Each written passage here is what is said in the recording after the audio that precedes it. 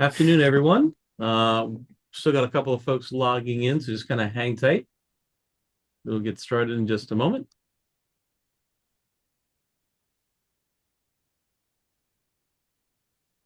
Hello, everybody. Welcome.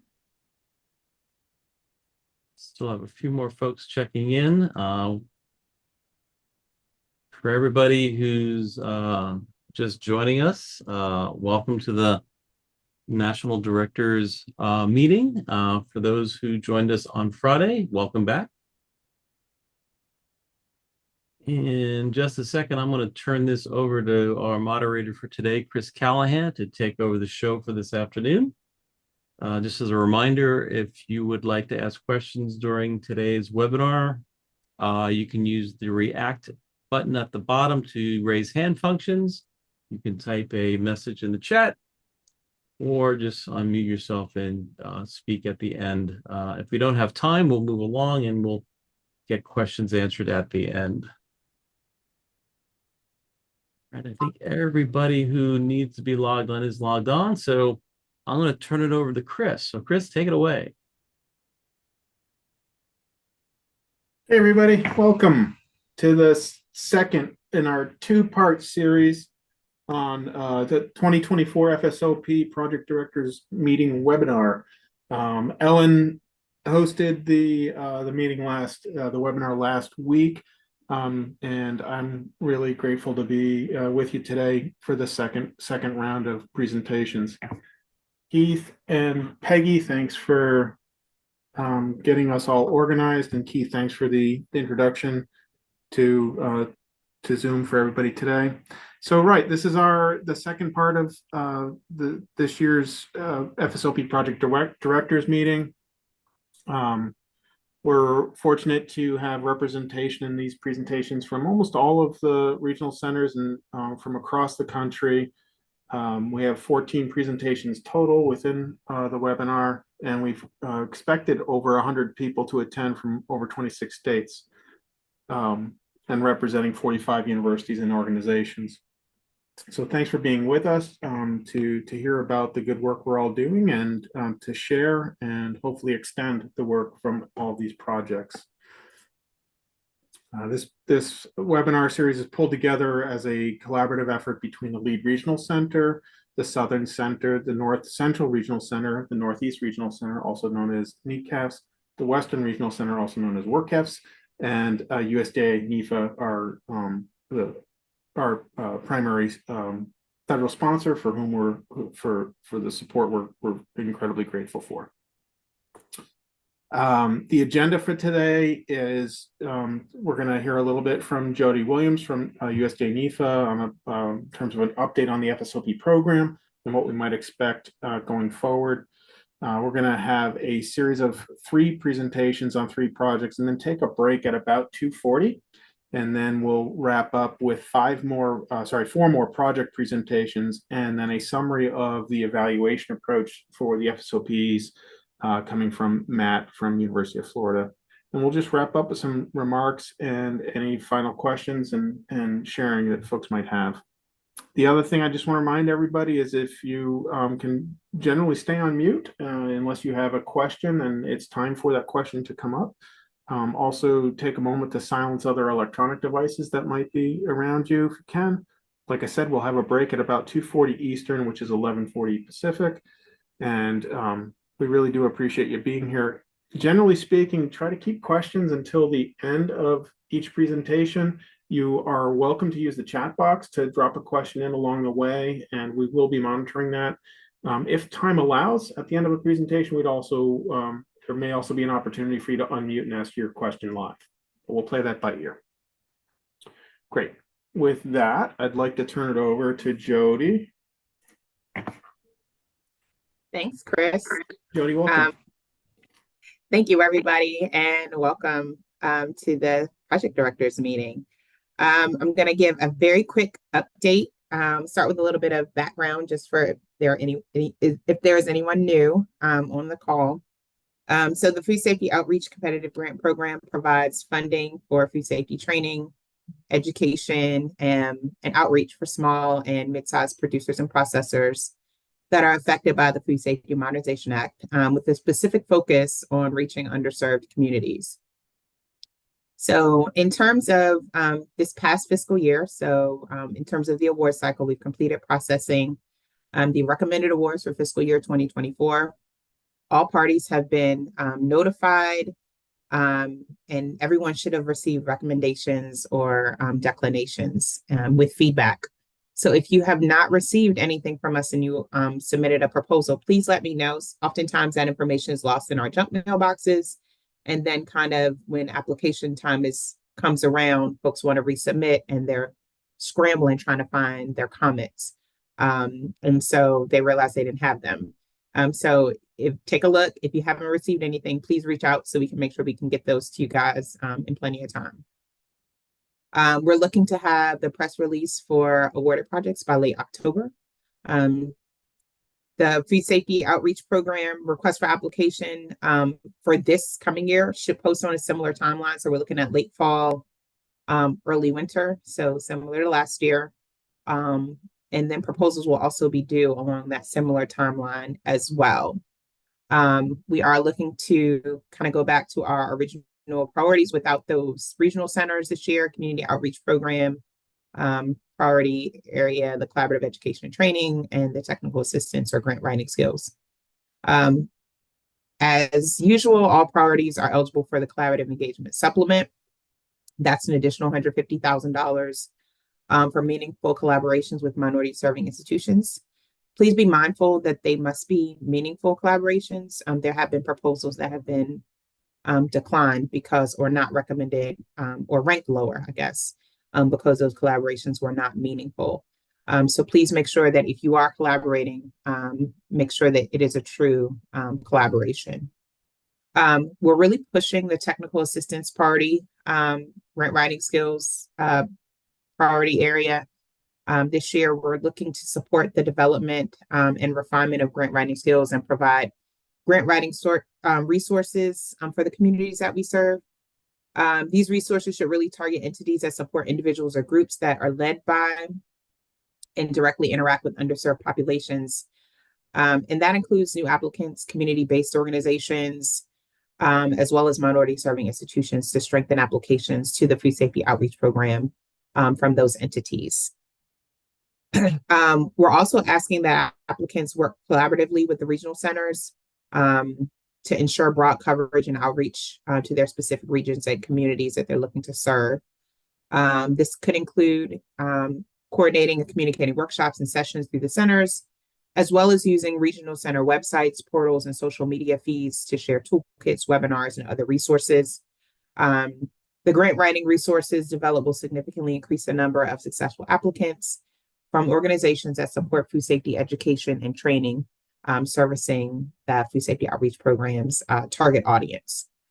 And so with that being said, I'm finished with my comments. If there are any questions, I'm happy to take them if we have time. We do have time. We have a couple minutes if anybody has any questions. And Jody, thank you so much for your sustained support of the work we're doing. Couldn't do it without USDA NIFA FSOP. Absolutely. We have questions for Jody. I have a question. This is Vern from Vermont. Hi, Jody. I'm just curious if any trends have jumped out at you in terms of the subject matter coming in the proposals. Is there some set of hot topics in the produce safety world that you see? Not really. It tends to be pretty consistent and well distributed across all the different needs in terms of topic areas. So there's nothing really that stands out. Of course, when new rules are established or there's an update to the curriculum or something like that, of course, there's an increase in proposals that are addressing those. But nothing really stands out in terms of a significant increase in topic areas. Thanks, Jody. Thanks, Vern. So why don't we move over and have our first project presentation from Sara Davis of New Entry Sustainable Farmers Project. Farming Project, pardon me, Sara. Sara, whenever you're ready, if you want to go ahead and try to share presentation. My name's Sara. I'm the Food Hub Program Manager at New Entry Sustainable Farming Project. We're located in Beverly, Massachusetts. And the main aim of our work under the FSOP grant was making produce safety practices more accessible. So the title is Training Beginning Socially Disadvantaged and Organic Specialty Crop Producers in Food Safety Compliance to Access Intermediary Markets. And just a bit about New Entry. New Entry's been around for over 25 years. It's a project of Tufts University. And we have three main arms that we use to kind of work on our mission. One is the Farmer Training Program, which runs an incubator farm. New farmers can use land there for up to 3 years, share equipment, resources, get technical assistance, and also sell to our food hub. The second is the food hub itself, which I manage. That's the distribution arm. We work with 30 plus farmers in the area. We're located north of Boston, so greater Boston area and some states around. Basically working with institutions who want to sell local produce. So we're able to aggregate from these farmers who wouldn't normally be able to sell to these larger institutions and increase their revenue that way.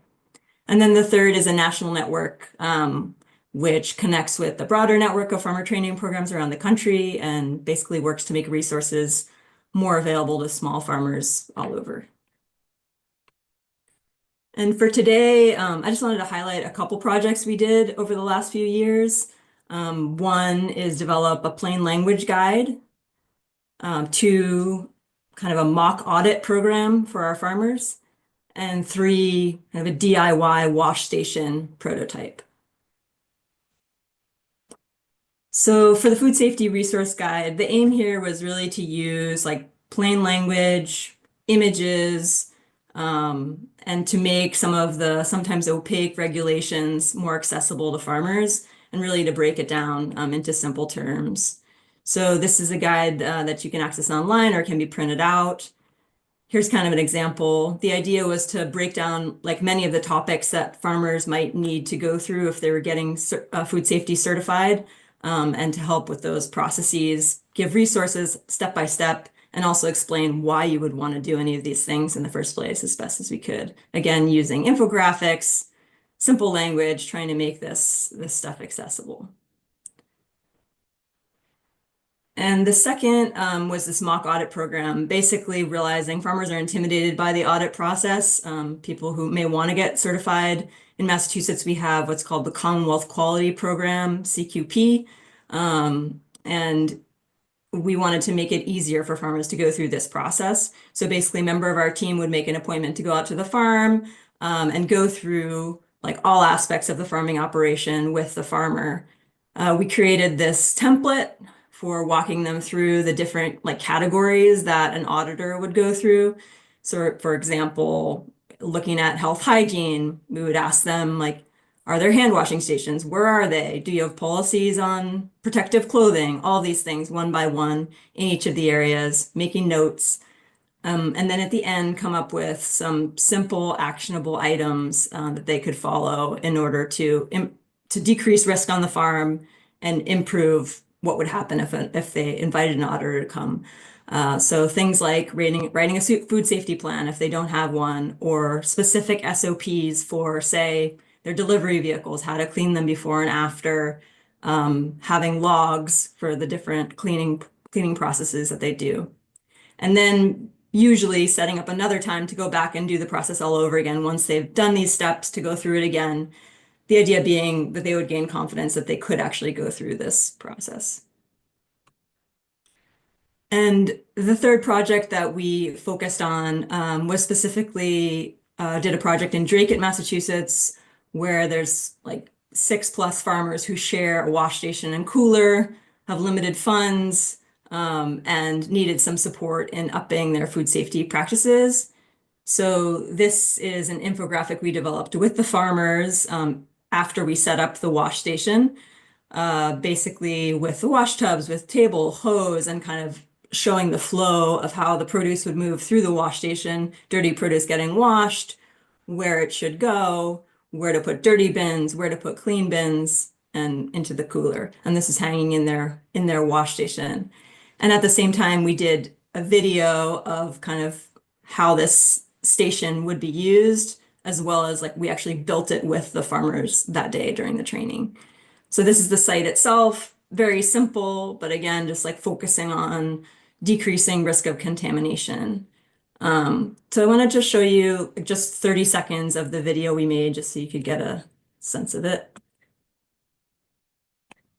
Okay. They stay together. You're filling up your tubs. We have the hose running out from over here and strung through here so you don't leave the hose on the ground. You can open up this valve, fill it up. While you're waiting, get your stuff ready, get your bins, get your elastic bands, whatever you need. When it's full, you can dump the dirty produce from here. Washing, washing, washing. Pack into a good clean bin. Put it here where clean bins would go. Go until you need to refill the tub or are done washing.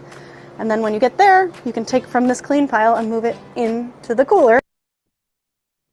So that's our farm manager, Leah, just giving like a step-by-step of how to use the. They stay together.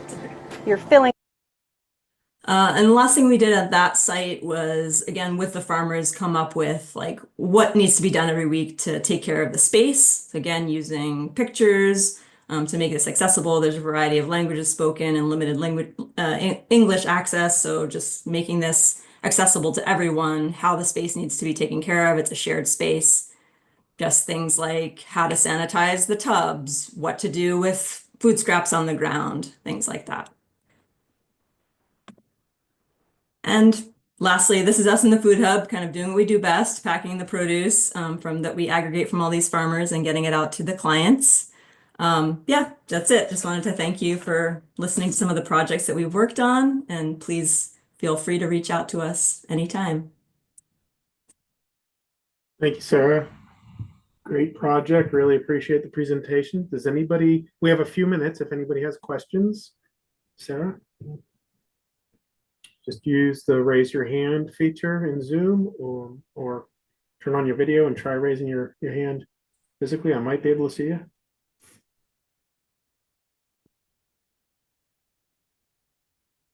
You can also use the chat if you'd like to ask sort of offline. We can do that.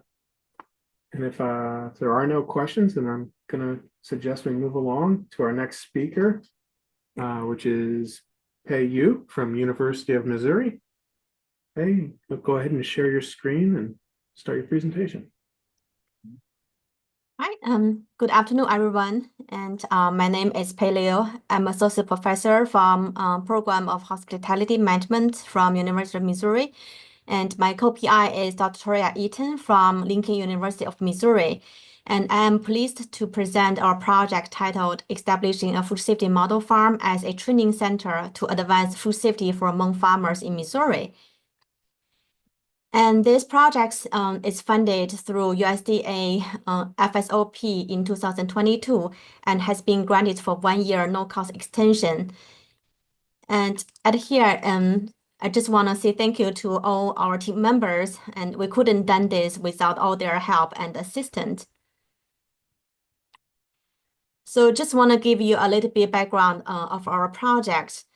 The Hmong farmers continue to handle food and prepare their produce and grow their farms in the traditional ways, which presents a potential food safety risks. And there are many challenges to carry out for their food safety trainings for this population due to many reasons from the previous literature, including the inconvenient training locations and inappropriate training format and language barriers, as well as the cultural differences. And the current FSMA training program do not address those challenges for Hmong farmers. And our previous funded FS projects was to develop a customized and culturally sensitive food safety supplemental educational program to address their training needs. And based on the preliminary funding of the projects, all participating Hmong farmers indicated the needs to have a hands-on, to learn food safety training through hands-on practices and on-farm demonstrations, mini video training, mini section training videos, as well as printed pictorials. So because of that, the current project is to develop and establish a food safety model farm serving as a training center to advance their food safety practices in Missouri. More specific, that we aim to assess and evaluate their specific needs for establishing this model farm for food safety training that is guided by FSMA training manual, and also to develop and establish this model farm based on the finding from the first objective. And following up, once this training center has been established, we will be developing the food safety workshops using the center as using the model farm as a center, and also facilitated with hands-on practices. And then finally, we will be providing one-on-one consultations with other technical assistance. To achieve our first objective, that we did assessment of specific needs and barriers in food safety practices by interviewing 6 Hmong farmers and another 6 PSA certified trainers, as well as observations on 5 Hmong farmers for their food safety handling practices. So here, the slides shows you the demographic information of the 6 Hmong farmers, including their gender, age, and educational background. So in the result, about the barriers for farmers to implement food safety practices on farms, from the farmers' perspective, and they feel like food safety training practices learned from the lecture sometimes are not practical. And some other farmers identified due to lack of manpower, they couldn't really implement all those practices on farm. And another farmer identified, they indicate the concerns from customers, especially like the application of sanitizers when they try to clean and sanitize the fresh produce.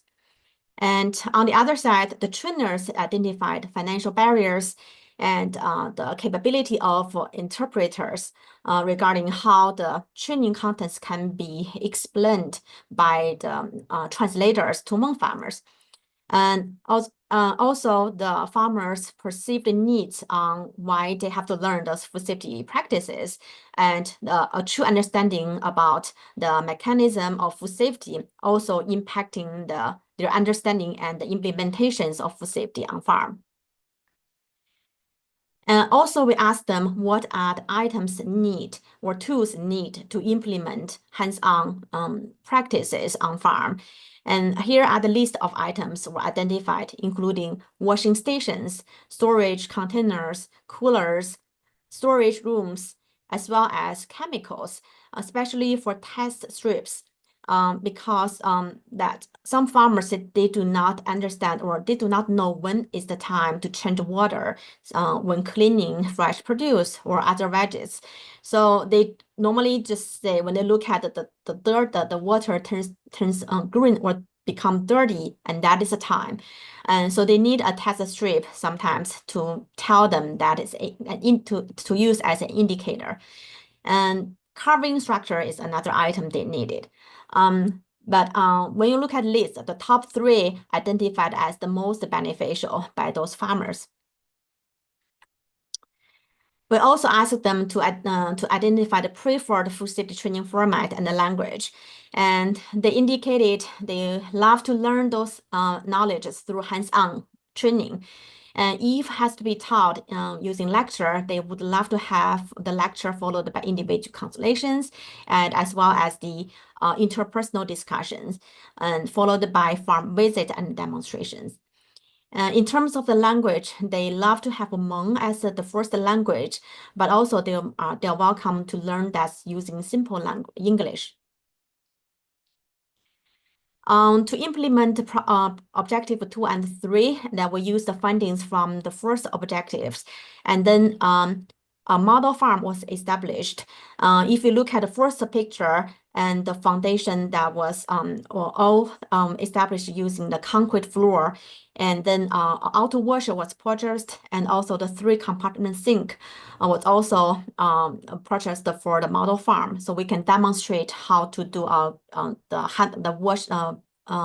washing, clean and sanitize fresh produce in the right way. And a food safety workshop was also developed using this model farm, and the workshop has been implemented and also been held already 2 or 3 times. And the evaluation of the produce food safety workshops was complete using paper-based survey, and with the 5 Hmong farmers. And if you look at the results, the 13 questions was adopted from PSA training manual, and to test their food safety knowledge using pre and post workshop surveys. And the attitudes was also measured using the question from the previous literature. And all the results indicate there's a significant increase with the mean. Even I couldn't give you a significant, couldn't show you the statistical significance, but you can tell there's an increase. And moving on, for the last objective in the projects, and we're still giving or conducting the one-on-one consultations and other technique assistance, such as developing food safety plans by visiting each farm individually. And after each visit, we also go back to the farm to revisit and to revise the food safety plans, and also develop SOPs for each farm based on the observations. And there's some more activities going on. So we plan to host another 1 or 2 workshops in the next year. And we are also working with the University of Minnesota Extension and to work for the farmers in Minnesota, and by developing or create a hands-on activities training guide with more SOPs that can be adopted by all PSA trainers. So there's more activities coming up, and I hope you'll stay tuned for the next presentation. And here's my informations and contact email. So if you have any questions, feel free to shoot me a message or email. Thank you so much for listening. Okay, does anybody have questions? No, this is Keith. Real quick, if you want to throw up some virtual applause underneath the React, you can actually throw up a thumbs up or a clap. Especially for this talk right here, you said you're going to have additional workshops. Just as a reminder, we're going to have an in-person meeting in 2025 May. We're looking at Tampa, Florida. So I just want to let any of the speakers or anybody listening know that if you're interested in speaking at the live event in we assume to be Tampa, Florida, that last week in May, just jot that on their calendar, and we'll send out a save the date as soon as we have a firm date on our calendars. Thanks, Keith. I'm not seeing any questions in the chat. I don't see any hands raised, so we'll move along and ask Shauna Henley to get ready to share her screen. So I'm the PI for our targeted resources addressing identified needs in Maryland. So here I decided that we would talk about some of our processes for developing our Train the Trainer, as well as our trainee materials. And our collaborators are TAG, New Mexico State University, University of Maryland, Eastern Shore, and I'm at the University of Maryland Extension. So to catch you up to speed, our first year of the project was really based on trying to improve worker compliance with issues around various activities. It could be dropped produce, it could be handling working with animals, harvest bins, things of that nature. We didn't want to make assumptions, but we knew what was out in the literature, and we were going to host a needs assessment. In addition, we also wanted to create some sort of train the trainer manual for workers, because we just haven't seen a lot of conviction that the people that were training their workers had best practices for that area. And we weren't sure if that was a lack of some of the compliance around some of the food safety being carried out with your workers. So year 1, this is kind of like our schematic, but essentially conduct a needs assessment, implement a survey for Maryland farmers that were workers or owners of the farm, then develop the educational resources, and then test it.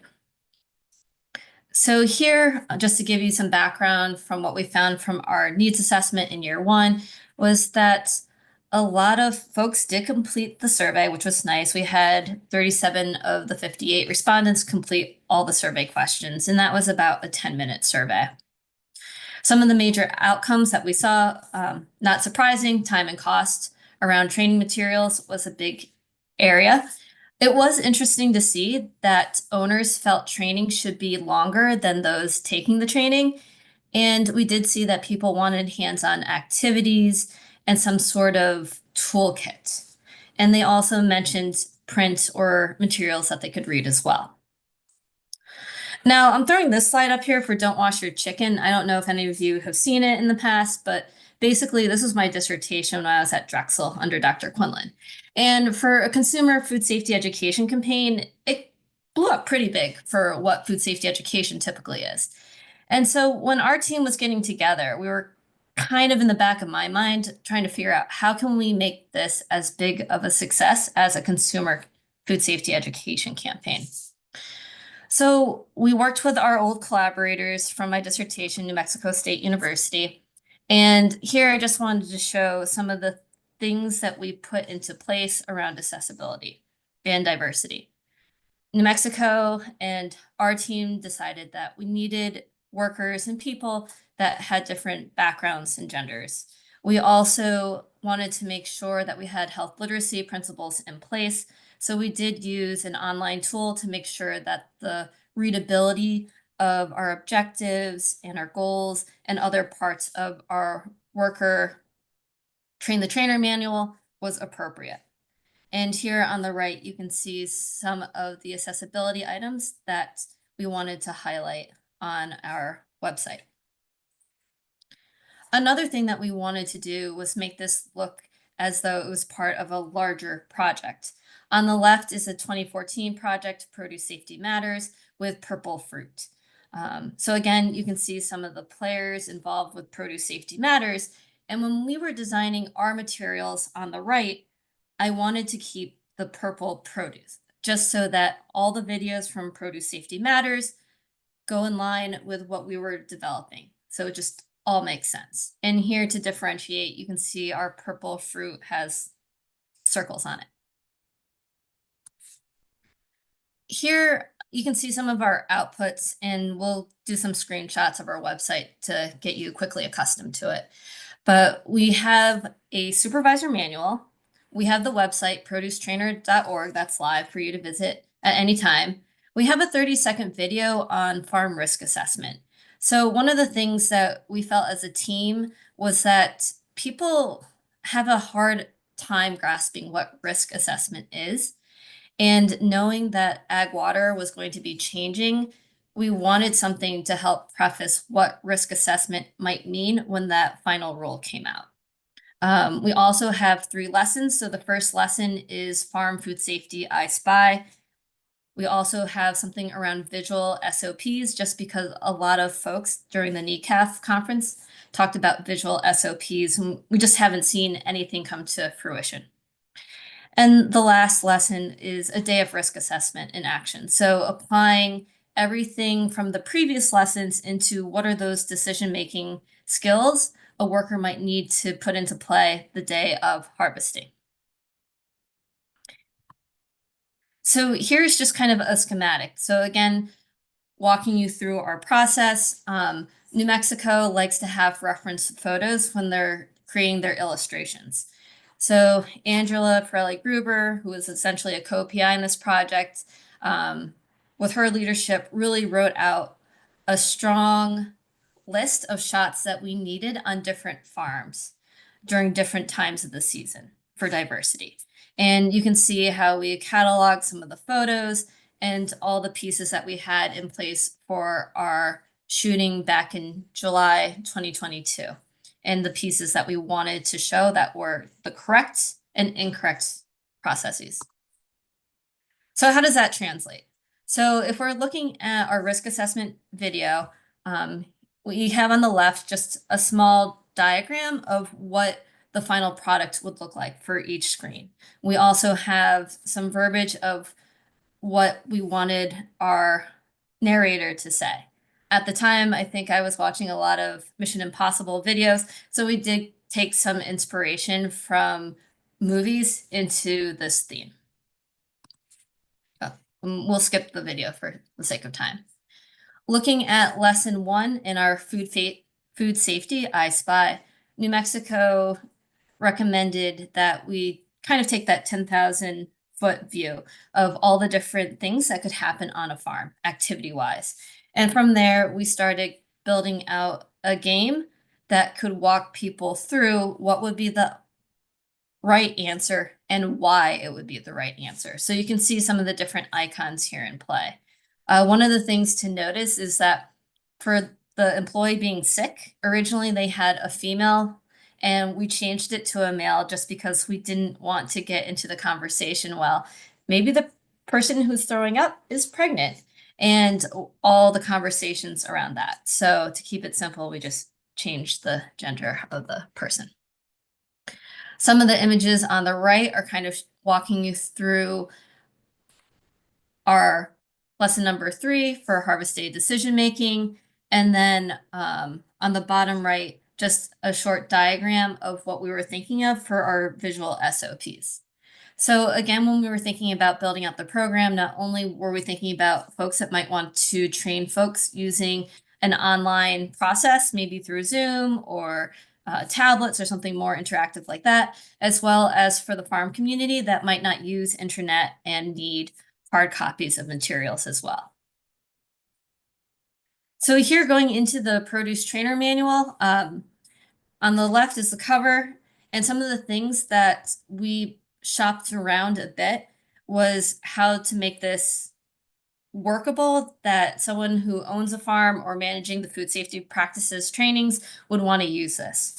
So one of the things that we received as feedback in the middle was making sure that we had takeaways that were easy for someone to train folks know what are the key things that I want my workers to know from this lesson, as well as the learning outcomes. On the right is just showing you towards the back how it might look for lesson 3 in the printout for the decision of risk assessment. So I know this is a bit busy, this slide, but again, if you visit our website, you'll be able to find this under the supervisor manual or print resources.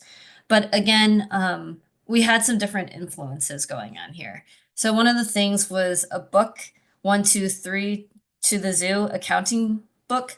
And the idea with the book here is, if you're looking at the elephant and hippopotamus, is that every number had a different train car associated with it. Maryland has a rich history with trains. And I think I was also watching a lot of Wes Anderson movies. And if you're not familiar, he has trains in basically all the movies.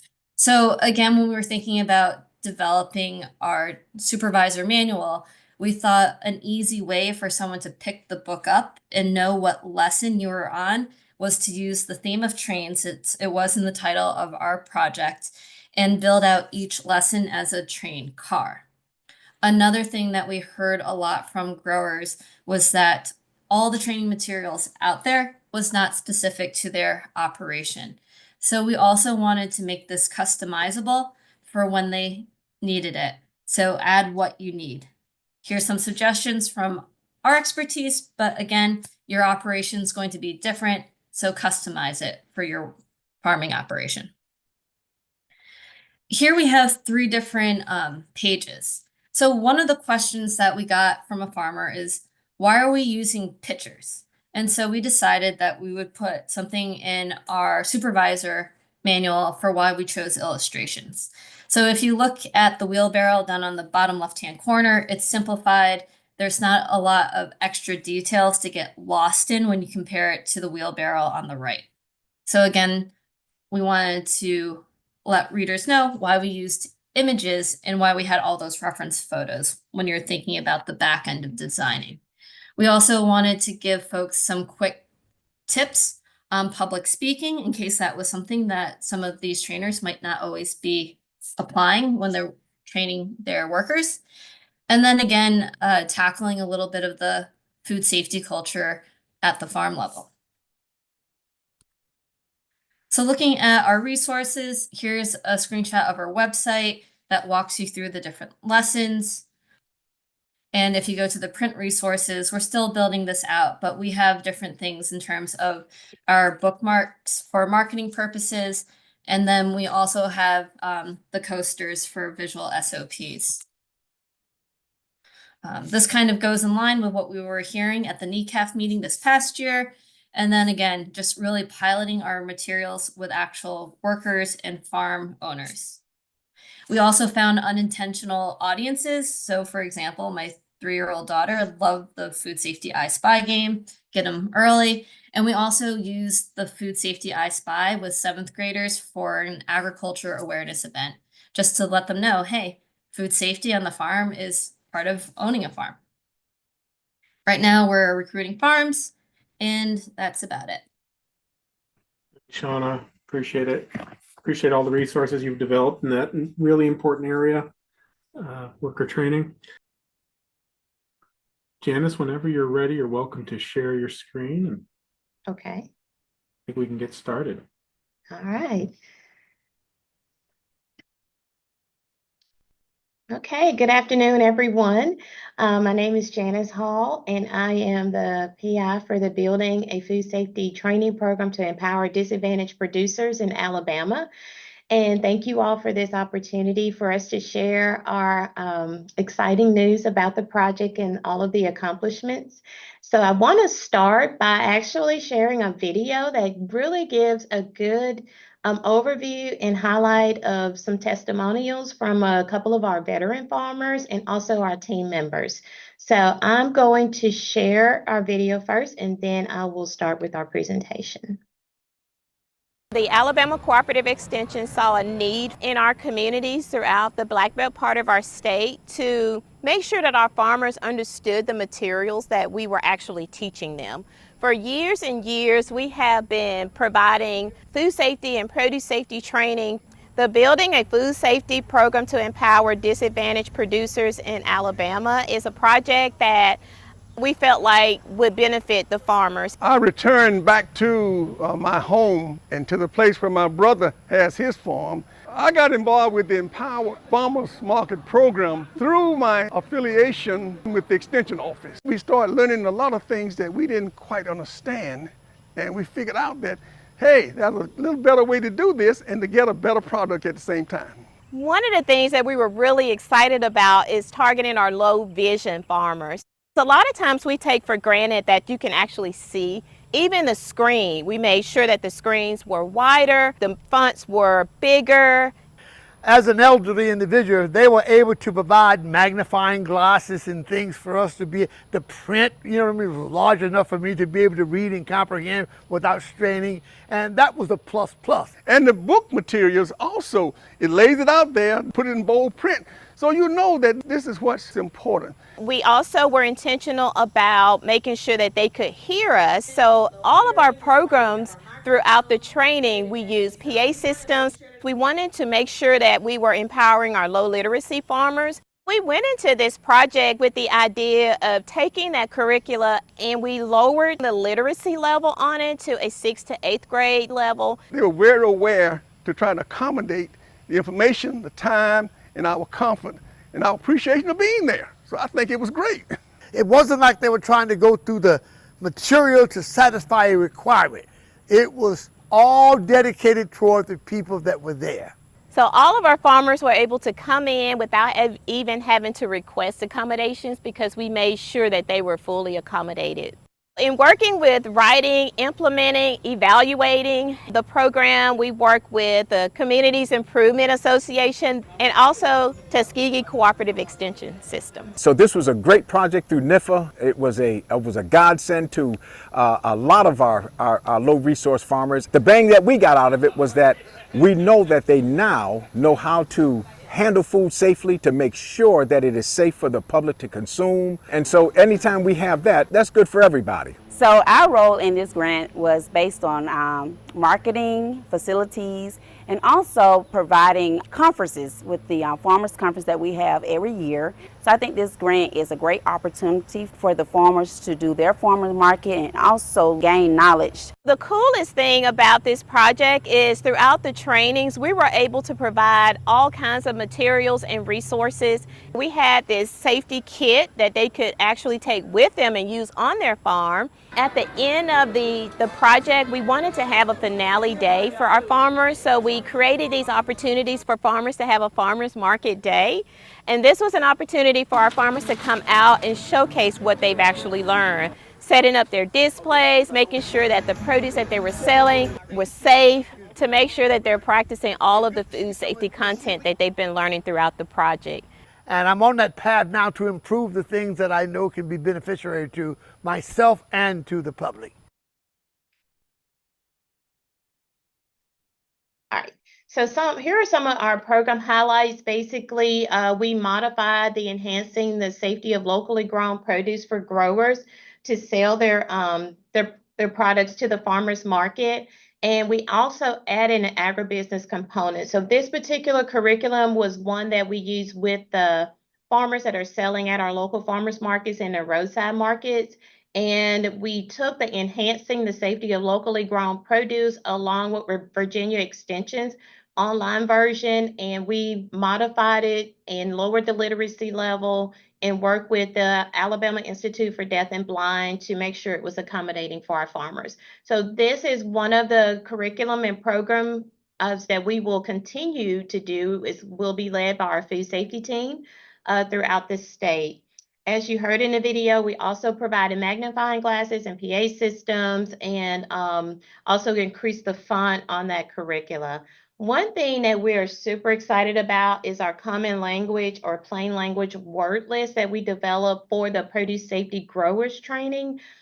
We were able to go through all of the modules and take all of those difficult words, which I'll show you in just a minute, and actually use different alternatives for them, for the presenter and also for the farmers to use to reference back to. So I'll get to that in just a minute. And also, as we stated in the video, the farmers got opportunities to participate in the farmers conference and also get more resources that were available for them.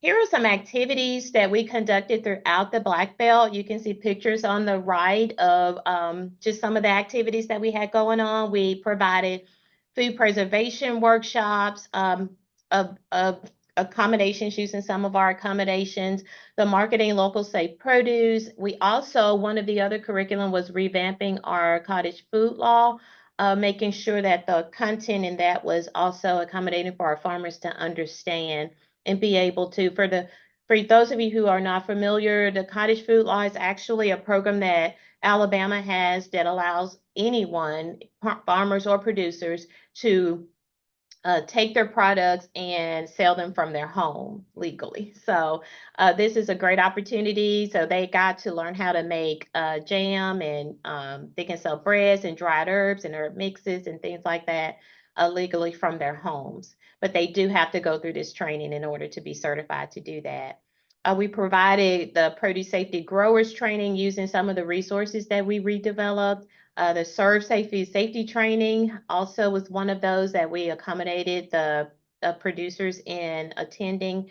And we utilized the farm innovation project activities alongside with our some of these, especially our produce growers training. And we also, which one of the things that we did, we had a farmer curriculum review.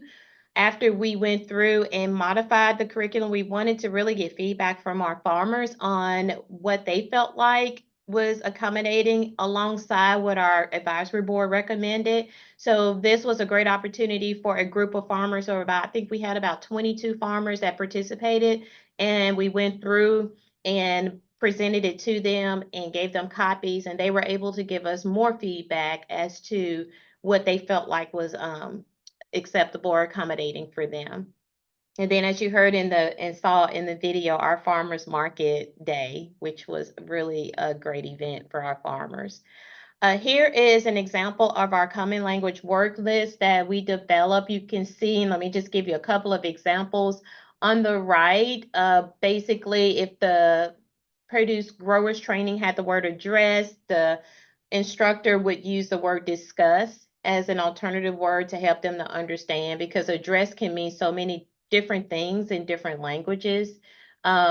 Immediately is another example. You can say at once in the place of that. So just kind of being mindful when presenting and also providing this word list. It's a two-sided document. We were really trying to use it and keep it simple. So it's a two-sided document that we will also be making available on the food service clearance house, food safety clearance house to come. So we're excited about having that resource. Here are some outcomes of just some feedback from our farmers in the accommodations that we provided.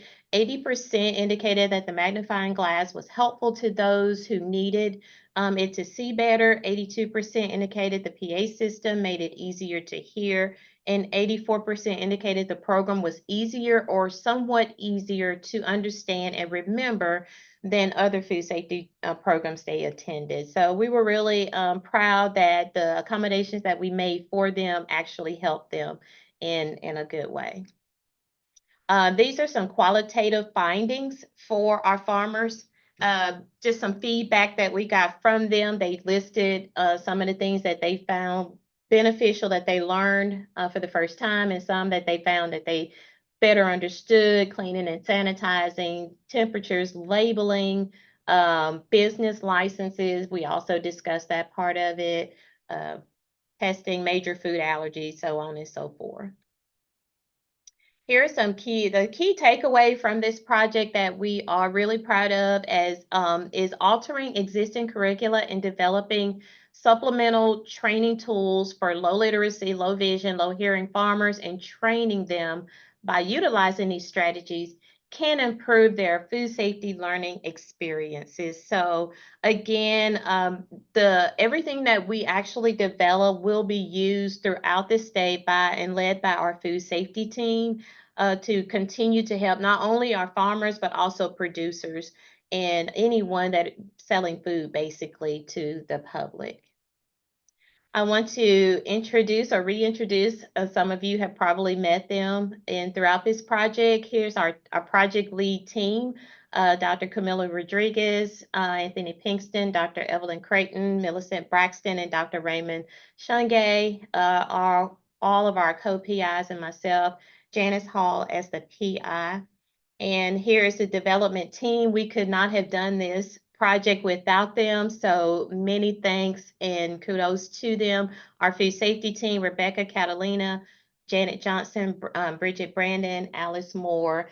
Thank you to Billy Mitchell, who took lead on doing the plain language word list, and Alfreda Murdoch Williams, who is also our administrative assistant for Communities Improvement Association. Many thanks to our Farmer Advisory Board, and also to our Extension Communication and Evaluation team and the Tuskegee Extension team for assisting and carrying out our program and objectives. Thank you, Janice. That was great. Learned so much. Really appreciate you sharing all that great work with us, and look forward to digging into it on the Food Safety Resource Clearinghouse later. Gonna roll right into Nicole Richards' presentation. Okay, hello. So I have an FSOP grant called Building Capacity, Customized Food Safety Education and Outreach in Rhode Island, that we are on our 1-year no-cost extension right now. So I teach the Preventive Controls for Human Food curriculum, and this is a standardized curriculum that's designed to teach the regulatory requirements, which we sort of refer as the what. But the curriculum doesn't really get into the how. And there's a lot of conversations that we've had at our NECAFS annual meeting and with other educators of this curriculum, that our shared observations, sort of focus on the challenges that the less experienced processors have. And we really try to work to bring them up to speed, to break them in slowly, and help them get to that end point of understanding the regulation and how to comply with it. So there's really little insight into the training content that these food manufacturing industries need or want. And so the goal of this project was really to get at what educational supports are needed to help processors comply with the FSMA Preventive Controls for Human Food rule. So there are 3 objectives on this project. The first was to conduct a needs assessment to understand the food safety education and outreach needs of Rhode Island food manufacturers. The reason I focused on Rhode Island was because it was just easier to bite off in the moment. And I partnered with Polaris MEP, which is the Rhode Island MEP branch. And we're really trying to enhance our reach throughout Rhode Island. I felt like they had a good connection with a lot of the manufacturing industries, but no one really knew that I was here at URI and what I offer. And so it's really been going well.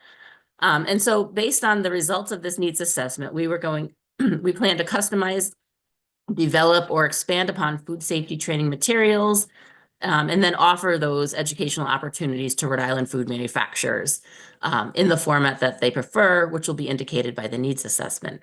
And then as with everything that we do, we'll evaluate the impact of the training, see if we need to make any tweaks. And then we're hoping that this is something that will be an ongoing educational program that we offer in Rhode Island, or, that I team up with other colleagues at other neighboring states or wherever, and we bring some of these supporting educational opportunities to the industry. So the status, excuse me, I'm sick, which is good for virtual.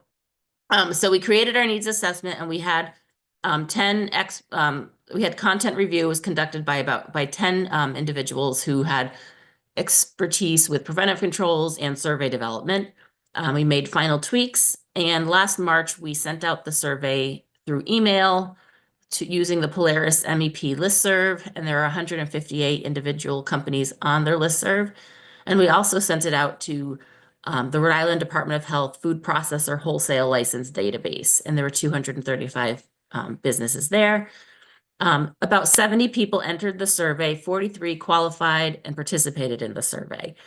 And of those 43 respondents, about 46% indicated they were aware of the Preventive Controls Human Food Regulation.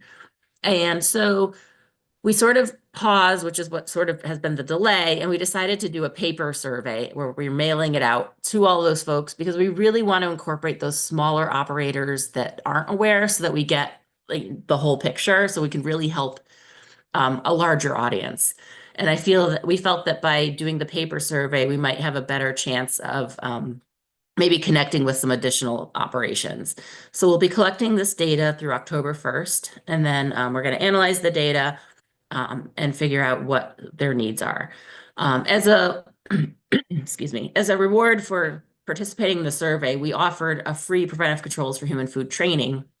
We did this in person because, again, we're really trying to get at those smaller operations, and in person, it's a lot easier to slow it down, answer questions, and then just engage. So we've held 2 3-day in-person classes. One was in the southern part of the state, one was in the northern part of the state.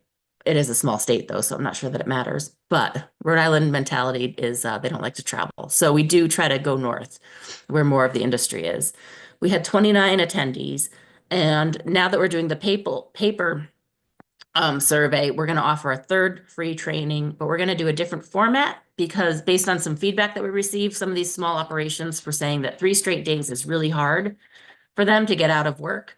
So especially if there's only a few people running the operation. And so we're going to offer this additional class 2 to 3 hours a week over 5 consecutive weeks online using Zoom, just to cover all the content. And then we're going to have a 1-day in person where we'll review the regulation, and then we'll do all the group activities. And there's extra time sort of factored in there. So I'm hoping we can really engage more, answer questions, and help them gain confidence. So just some preliminary results from the 43 folks that answered the survey. I put the top 3 topics that they would like training on was the identification and control strategies for potential food safety hazards, HACCP, monitoring the processing environment for food safety hazards, and GMPs.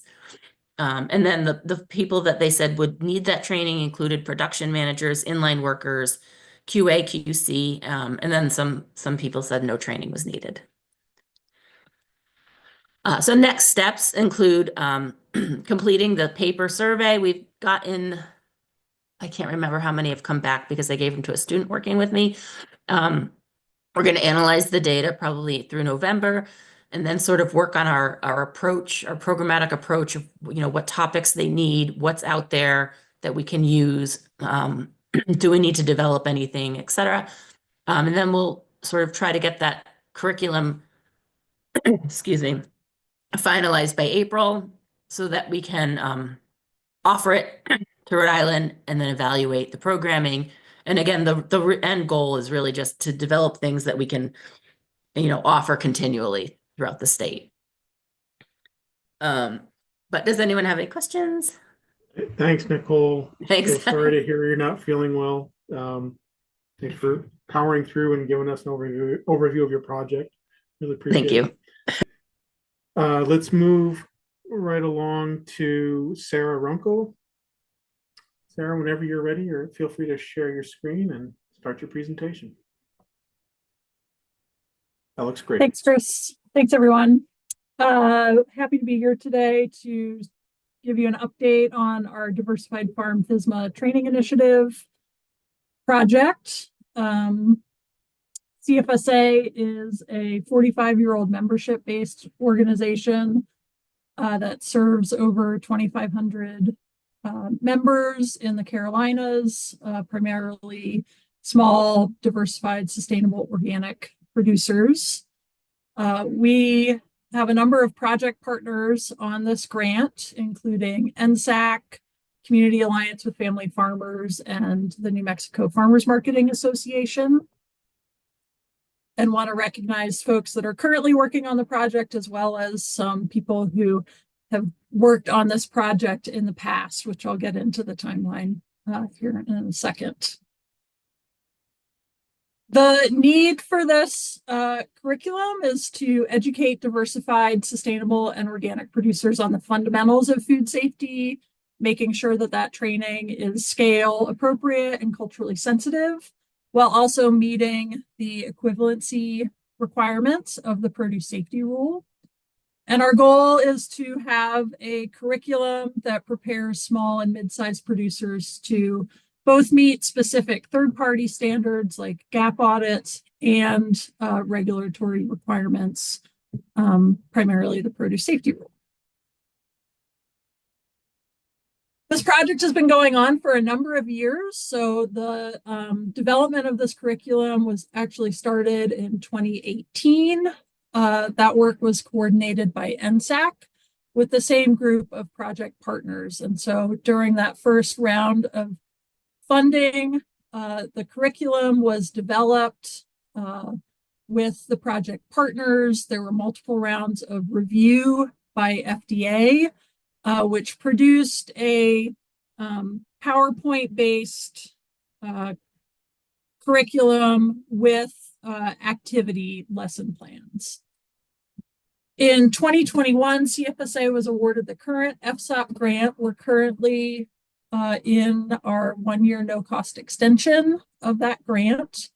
2022, we held a walkthrough of the curriculum that had been reviewed by FDA with stakeholders in North Carolina. And the walkthrough audience included farmers as well as folks from FDA, USDA, Cooperative Extension, and some other stakeholders in the Carolinas. Based on feedback from that walkthrough, it was clear that the curriculum content needed another review by FDA because they identified some technical inaccuracies, as well as ensuring that the material presented met the critical learning objectives that are outlined in the equivalency guidance in the produce safety rule. We also decided to convert the curriculum format from slide modules with notes into an interactive workbook. And that's because this curriculum is designed to be delivered on farm without the use of a computer or slide projector and includes discussion and activities. And that work to convert the slide format with notes into a comprehensive interactive workbook was considerable. We had a smaller subset of folks on our project team that focused on that curriculum development. And as we completed each chapter, those were submitted to a new team at FDA for review for technical accuracy and ensuring that the presented material in the training met those critical learning objectives. Based on the edits and feedback from that initial FDA review, we have been working on making edits to each of those chapters. We held a pilot of the training using the workbook format this July at NCA&T and had 19 participants at that training who were primarily other produce safety educators in the Carolinas. So our approach for this curriculum is to develop a PSA equivalent curriculum for small and medium-sized diversified farms. The focus is primarily on good agricultural practices and foundations of food safety on the farm, with information about what farms need to do to meet produce safety rule requirements. Part of this grant has been working with FDA to agree on language that we can use when describing this curriculum, because it's not an official alternative to the Produce Safety Alliance training. But once it goes through the final review by FDA, this language here in italics is what FDA has said we can use when describing this curriculum, so it meets the equivalency requirements under the Produce Safety Rule. As I said, it is designed to be delivered on farm. There are built-in discussion points, areas for farmer reflection and activities throughout the training. And right now it is a 1.5-day training. As part of the train the trainer process, we will be discussing alternative ways to deliver this curriculum because we recognize that many farms cannot get away from the farm for a whole day and a half or 2 days once you factor in travel to attend a produce safety training. But there may be times when the day and a half training works. But because of the amount of content that is required to be communicated to farmers to meet the critical learning objectives, as well as all of the activities, it is a longer training than the Produce Safety Alliance training. The format for the curriculum, as I said, is now a workbook. It is split into 6 chapters, with supplemental resources at the end. The last chapter focuses on labeling, traceability, and conducting a mock recall. The other chapters are very similar to the modules in the Produce Safety Alliance training in terms of subject matter focus, but the way that it is delivered is different. So, as I said, each chapter covers gaps and the PSR requirements. The content is color-coded. We have at least one interactive hands-on activity in each chapter, typically at the split between the focus on gaps. After that, we have an activity, and then we talk about the produce safety rule requirements that apply to that topic. We also developed a take-home action plan document for each chapter so that farmers can reflect on what they learned in that particular chapter and identify the top 3 things that they need to address when they get back to the farm, and come up with an action plan, thinking through when they want to have that completed by, who will be responsible for that, and any resources that might be needed to complete that goal. And then, as I said, we do have color coding, and there are discussion prompts throughout the workbook. So the conversion of the curriculum from the slide format to an interactive workbook definitely took a lot of time. We're also working with an editor to ensure that the language in the workbook is farmer friendly, as well as consistency across the chapters, because when the curriculum was developed, there were different authors for each of the original modules. And so we wanted to make sure that the language and communication style across the workbook was consistent. Since the final water rule has now been released, we are also working on incorporating the new water rule requirements into the water chapter. We are behind schedule on our deliverables for this grant, which is part of why we have a 1-year extension. But we were hoping after the walkthrough that we would be done with FDA review of the curriculum, but that was not the case. And so the ongoing back and forth between the curriculum team and FDA has definitely extended the process of getting this workbook finalized. And then now that with the final water rule, we want to make sure that that information is incorporated into the workbook and gets reviewed by FDA. So we're in the process of wrapping up the edits to the workbook. Our plan is to submit the complete workbook to the FDA team for the final review this fall. We are planning to hold another pilot in California with the training team in January of 2025. During that time, we will also be completing the development of Train the Trainer materials, and we'll hold one Train the Trainer training this spring in conjunction with one of the grower trainings that we'll be offering. So most likely we will hold the Train the Trainer at one of our trainings that we hold in the Carolinas. Once we have the finalized workbook, we will hold 4 grower trainings, 2 in California and 2 in the Carolinas. We'll be working with NSAC to develop an evaluation plan and tool for the training, as well as finalizing the socialization and administration plan for the curriculum. So once we have this training that's available for folks to use, who's going to manage that training, make sure that trainers are trained appropriately and stay up to date, and any updates to the curriculum are made as needed. So that is also part of this project, is to come up with the plan for the next phase of this project.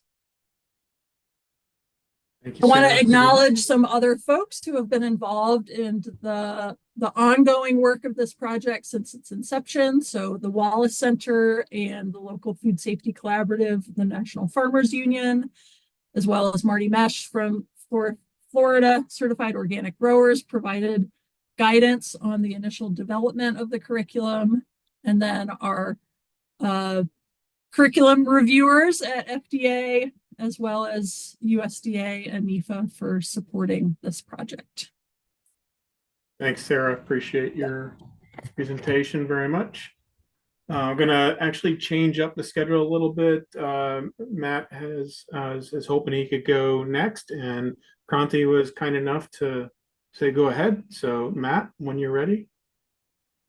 Welcome. Thanks for letting me jump a little bit ahead. So I'm here to give a quick update on the FSOP national from a national perspective and scope. If you were on the webinar last week, I have the same few PowerPoint slides. Just because not much changes within 5 or 6 days. But for those who weren't able to, we'll do a quick update, and we can move on into the rest of our meeting. It's not working. Next slide. Okay. So my name is Matt Benge. I'm an associate professor at the University of Florida. I'm also the lead evaluator for the LRCC. And the Southern Region Center for the FSMA grant. And one of those responsibilities is coordinating the FSOP evaluation process nationally. So though I put together the report, I only gather data, FSOP data from the Southern region, and the other 3 regions, you can see here from this slide, we have very specific personnel and evaluators in each region. So each region coordinates the evaluation process. We all use the same instrument and survey, and then each region sends me their data. And I aggregate it collectively to kind of show and demonstrate, one, big picture story of all the FSOP data that we are doing nationally, which is really impressive. So if this is your first time having an FSOP project, go ahead and make sure you write down your evaluation liaisons names, because as soon they'll be sending you the survey to complete, so we can aggregate all the data collectively. Just a quick snapshot of the 2023 data. There's more data to provide, but there's only so much we can provide in a few minutes. But overall, big picture, there's a lot of amazing work being done nationally. And so one interesting piece here that I want to highlight is the last row in the table for other. And you know, some folk and some of our work, we might say, well, that might be a problem, but really nationally, this is a really good thing, because that means a lot of the work that's being done is really driven by local needs, and not all local needs fit into big buckets of big programs. And so I want to give credit to all the hard work everybody is doing. And so in 2023 alone, there were over 600 trainings with over 10,000 participants nationally, which is really impressive. And y'all are gathering some amazing data. So kudos to y'all. And I want to bring up give an update on the new PSA evaluation instrument that will be rolling out sometime in 2025. The LRCC regional evaluation team has gotten together, and we've felt a need to kind of update our version for a new evaluation process for the PSA training. The data over the past 5, 6, 7, 8 years hasn't really changed much. Folks are coming in with similar knowledge and exiting with more knowledge, and the gap between the two is significant, meaning our participants doing PSA are showing vast improvements, but the pre-training data and the post-training data really isn't changing from year to year and region to region. So rather than continue to collect the same data over and over again, and the story is the same, the outcomes are the same, we're looking to put a different spin on a new evaluation protocol. And rather than look at like test and knowledge-based questions, we'll really focus on the adoption of those practices or barriers to those adoptions, because we think that understanding those barriers to adoption at this point will be more insightful than continuing the same pre and post test data that we've been collecting. So we're using Rogers Diffusion of Innovations, which looks at adoption in kind of 5 big domain areas. So relative advantage, so what type of advantage does it give the farm or the producer? Compatibility, is the practices compatible with what we do and how we normally operate? Complexity is pretty simple, like how easy something is, or if something is too difficult, somebody might not be willing to adopt or use the practice.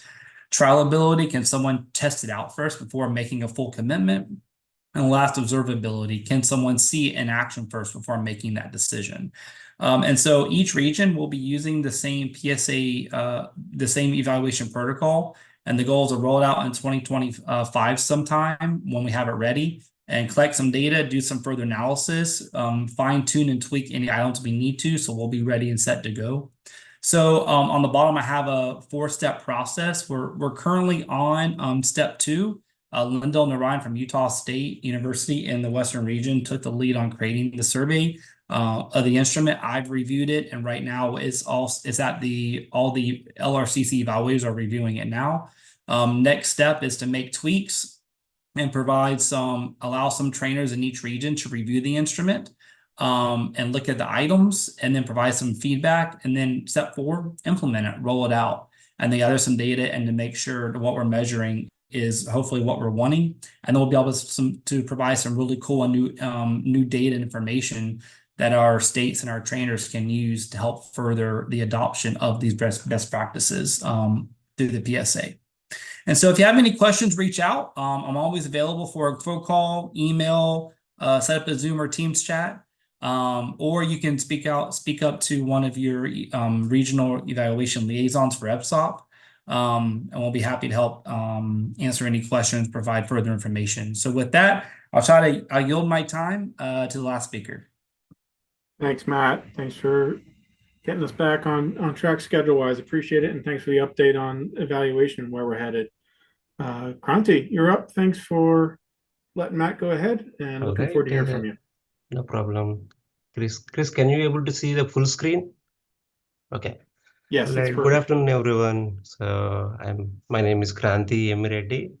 I'm a food safety faculty at University of Texas, Rio Grande Valley. So we are a minority serving institution. So we are one of the largest Hispanic serving institution in the country. So I am the project director for this FSOP project. It is titled as Closing Gaps, Food Safety Education and Outreach to Underserved Communities in the Lower Rio Grande Valley. So I will give you an idea about the context of this project and what is, where this Lower Rio Grande Valley located. So to give you a context and the need for this project, if you see in that the picture right there, so Lower Rio Grande Valley, in the short form, we call it as LRGV. It is the southernmost tip of Texas. So it can encompasses 4 counties, and the population is around 1.5 million, and the majority of them are Hispanic origin. So one of the unique things about this region, it is considered as a major agricultural hub in Texas.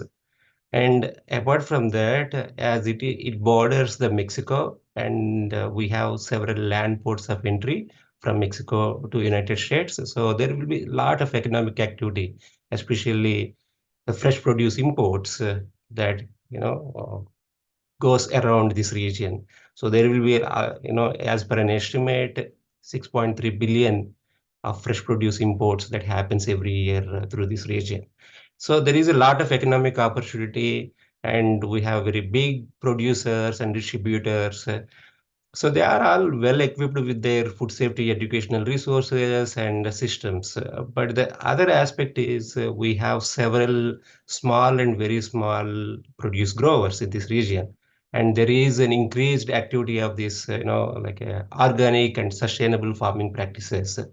And when we did the needs assessment, we found these limited resource growers, so they have the lack of access to these food safety educational tools and resources.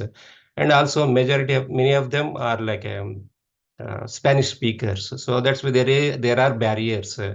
So to address these needs, we submitted this project, and with these 3 major objectives. So we used this 3-pronged approach. So we're educating these underserved growers with a needed food safety education and empower them to implement those food safety practices in their operations so that they can expand their market opportunities and also capture that big economic activity that happens in this region. And finally, we wanted to evaluate the impact of this program and what kind of changes it is bringing to the communities. So to achieve this goal, we proposed 3 objectives. The first objective is to develop and deliver those customized bilingual produce safety educational materials training workshops. So like I mentioned, many of them are Spanish speakers. So that's why we prepared these customized food produce safety materials, both in the English and Spanish language. And not only giving them the lectures, we implemented these hands-on activities in our training programs. That's why we called it as a training workshops. And eventually we wanted to make them, develop their food safety plans and obtain industry recognized credentials like GAP certification. So that is one of the core objective of this project. And the second objective is, so we noticed there is not much food safety trainers and, that capacity is severely lacking in this region. That's why the second objective is to build the capacity, food safety training and outreach capacity by developing a cadre of trainers and lead trainers in this region, by empowering these community-based organizations as well as the minority serving institutions such as UTRGV, which is the major player in this region. And I already mentioned about evaluating the impact of education, training, and outreach programs. So our approach is, so we collaborated with community-based organizations and non-governmental organizations. When we submitted the project, So we have 3 to 4 partners, but as we see the success in this project, many of those other members, other community-based organizations, they showed interest to join with us. That's why our group is getting bigger, and we collaborated with them. And when it comes to these training programs, this is a half-day training workshop. So we developed this customized curriculum that includes these basic, fundamentals of food safety and touching upon those worker health and hygiene aspects, as well as animal intrusion aspects and soil amendments and pre and post harvest water activity, and as well as the post harvest storage, cleaning, and sanitation practices. These are not as in-depth as PSA grower training, but it gives very good understanding for these growers who are first time attending these trainings. Apart from that, we are also providing them an idea about what is this produce safety rule means and what are those requirements, and also USDA GAP certification requirements and what is the advantage of getting GAP certification. And finally, once they have this core knowledge, so we are supporting them to develop their farm food safety plan. So I did mention about our workshops are like a half-day training, like a 3 hours at the max 3.5 hours. First 90 minutes we are focusing on developing, having those discussion-based, like a presentations. Then the next 90 minutes we are involving them in several hands-on activities. As you see in these pictures, my students are helping, develop. They are setting up those different tables with the different hands-on activities. And this is a big success. All the attendees, they are very curious and they are well appreciated whatever they learned in the beginning, and they are seeing those things, with their hands-on activities. So it's been very successful so far. And when it comes to the outcomes, so we developed this bilingual produce safety curriculum that has a PowerPoint presentation, as well as this produce safety guidebook. So a few years back when I attended FSOP project directors meeting, I happened to see Dr. Lewis from University of Missouri. They developed this kind of like a produce safety handbook for the Hmong growers. I like that produce safety handbook with several of those, pictorial representations, and inspired from that content, we developed this, produce safety handbook. Along with this, we are providing them those presentation material. And we conducted 8 training workshops so far. And through these workshops, we reached out to almost 175 growers. So they attended these training workshops.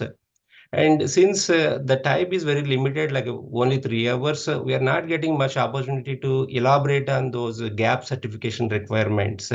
So with the demand from those attendees, so we conducted one webinar, so that is specifically focusing on USDA GAP certifications and what are the resources that are available in collaboration with National Farmers Union, Local Food Safety Collaborative.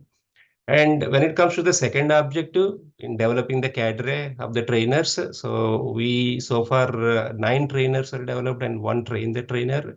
And we are looking for the more opportunities to send some of our growers for the train the trainer programs, especially if they are like online. That benefits many of these growers who are located here. That reduces the cost for the travel and attending those in-person train the trainer programs.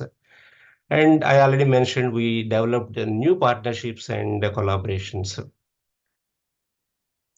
To elaborate more on the outcomes, so quickly I will go over some of these results, the tables. So this is as of now. If you see the first table, many of the attendees who attended our trainings, they identify themselves as one of these categories, and many of them are beginning farmers and women farmers and young farmers. And if you see the second table, the size of their farming operations, almost 80% of them who attended, so they are less than 2 acres of size of their operations, and 94% of them, they are like, less than 5 acres. So we are targeting those small and very small growers. And the third table number 3, it shows like when we ask them like a usefulness of this workshop information, almost 91% of them are like, said they are very extremely useful or very useful category. And did we address those cultural and language barriers? So 94% of them are, very happy with that. As such, I am not a Spanish speaker, but when we are, delivering these training workshops, we have a simultaneous Spanish translator. So that's why we are effectively delivering these training programs. And quality of responses to those concerns of the food safety, farm food safety, that also rated very well. So far, 98% of them, they are happy with this training workshop. And we did ask them the question like, do they, how likely they are going to implement these practices? So the rating is very high. Almost 96% of them are ready to implement these practices. So the response is very positive so far, and this is the results so far up to now. We are in the last year of our project. So now moving forward, what we wanted to do is as I mentioned, there are several, more interest that is, generating through these training workshops. So we are getting more requests to offer these training workshops. So that's why we are planning to, conduct few more additional trainings and also provide those technical assistance and for these growers to develop their farm food safety plans and also group gap certification readiness. And we wanted to do a follow-up survey. So at the end of this year, so we are planning to deploy a follow-up survey to see, how have they implemented those practices and how, the culture and attitudes, food safety culture and attitudes, did we made any impact on that? So we are going to send a follow-up survey.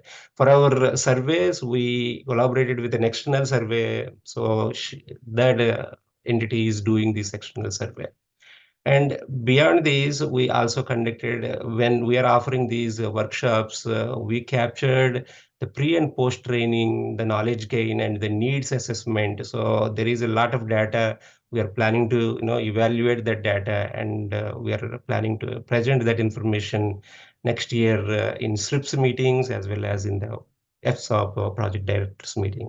And finally, I wanted to close my presentation by giving you some like a background behind this picture right here.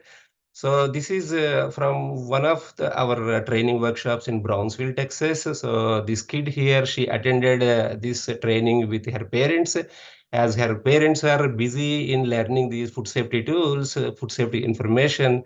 So she draw some pictures about like having germs on the hand, and how like a handshake can cross contaminate, and the need for hand washing, proper hand washing. So like Shauna mentioned in her presentation, so our training workshops not only empowering those audience, the kids also getting empowered. So that's briefly about some of the updates from my project. So I'm happy to take any questions if you have. Thank you, Kranti. Really appreciate that. Great way to wrap up the presentations. So it's just been great to hear about all the innovative work folks have been doing. Also really love seeing how people have integrated the work of other projects into their own projects. It's really lovely to see. And you might be asking yourself, boy, I wish there was another way we could share the work of the FSOP projects beyond the project directors meetings. Well, good news there is. It's called the Food Safety Resource Clearinghouse, and there's a link in the chat box. So remember, this is a great place to share the outputs of your projects so that others can benefit from them, even if they miss the project directors meeting. So appreciate everybody's work and presentations today. Keith, Ellen, Peggy, any wrap up you'd like to do? One last thing, we have an evaluation link in the chat. If you wouldn't mind clicking that evaluation link that Ellen has provided for us. As a reminder, we don't have a specific date, but the last week in May, we will be having an in-person meeting, most likely in Tampa, Florida. We'll send out that save the date as soon as we get the hotel contact information finalized. I just want to offer my personal thanks to all the speakers, those on Friday and those today, for the great work. Really interesting projects presented on both days.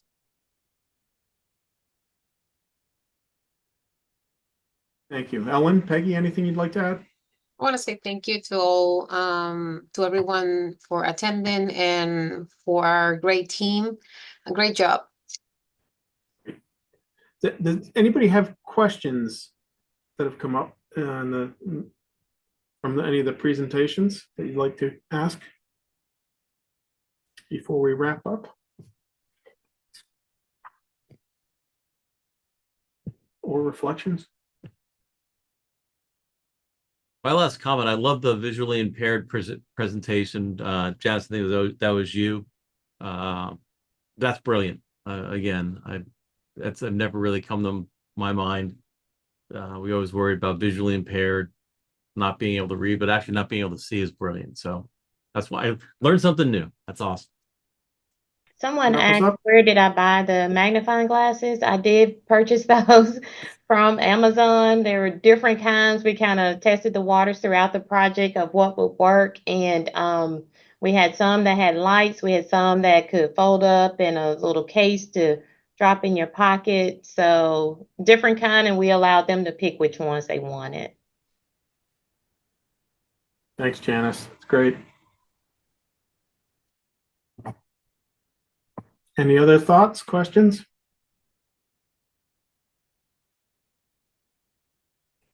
Great. Well, I guess with that, thank you, everybody. Enjoy the afternoon.